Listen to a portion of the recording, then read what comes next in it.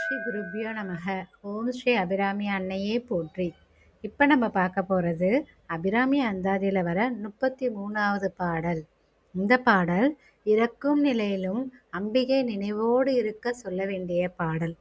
இப்போ பாடலை பார்க்கலாம். இழைக்கும் வினை வழியே அடும் காலன் எனை நடுங்க அழைக்கும் பொழுது வந்து அஞ்சல் என்பாய் அத்தர் சித்தமெல்லாம் குழைக்கும் கலபக் குவிமுலை யாமல கோமளமே உழைக்கும் பொழுது உன்னையே அன்னையே என்பன் ஓடி வந்தே.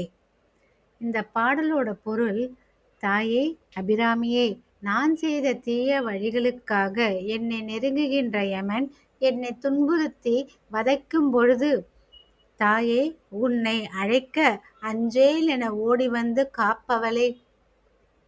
சிவபெருமானின் சித்தத்தை எல்லாம் குழையச் செய்கின்ற சந்தனம் பூசிய குவிந்த முலைகளை உடைய இளமையான கோமலவல்லித்தாயே, மரண வேதனையில் நான் துன்புறும் போது உன்னை அன்னையே என்பேன், ஓடி வந்து என்னை காத்தருள்வாய்.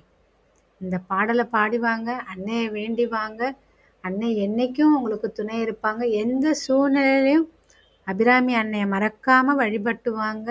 அன்னை உங்களுக்கு என்றைக்குமே துணை நிற்பாங்க. ஓம் ஸ்ரீ அபிராமி அன்னையே போற்றி.